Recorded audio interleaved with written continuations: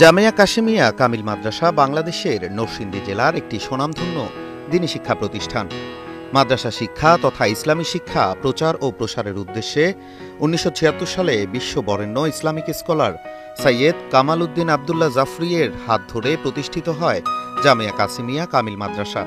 প্রায় ৪০০ বছরের প্রাচীন একটি গাবগাছ রয়েছে মাদ্রাসার আঙিনায়, যার কারণে মাদ্রাসাটি স্থানীয়দের কাছে গাবতলী মাদ্রাসা নামেও পরিচিত। ছেলেদের পাশাপাশি মেয়েদের জন্য রয়েছে স্বতন্ত্র জামিয়া কাশেমিয়া মহিলা কামিল মাদ্রাসা।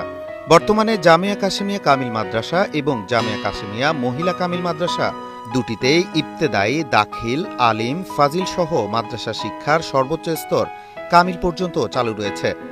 মাদ্রাসাটিতে দাখিল এবং আলিম পর্যায়ে বিজ্ঞান এবং মানবিক উভয় বিভাগই চালু রয়েছে। বর্তমানে প্রতিষ্ঠানটিতে প্রায় ৪,০০০-এরও অধিক শিক্ষার্থী অধ্যয়ন করছে।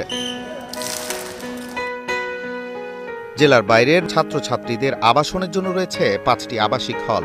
ন্যাশনাল কারিকুলামের আলোকে এখানে রয়েছে প্রায় শতাধিক সুদক্ষ শিক্ষক শিক্ষিকা মণ্ডলী।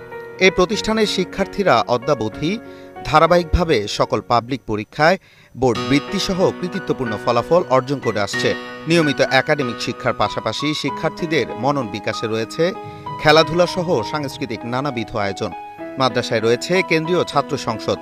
প্রতি বছর নিয়মিত ছাত্র সংসদ নির্বাচন অনুষ্ঠিত হয়।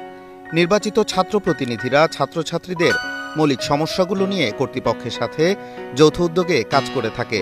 রয়েছে সমৃদ্ধ লাইব্রেরি, আধুনিক কম্পিউটার ল্যাব ও সায়েন্স ল্যাব। ছাত্র শিক্ষক ও এলাকাবাসীর নামাজ আদায়ের জন্য তৈরি করা হয়েছে বায়তুল মোকাদ্দাসের আকৃতিতে বিশালায়তনের দৃষ্টিনন্দন মসজিদ কমপ্লেক্স।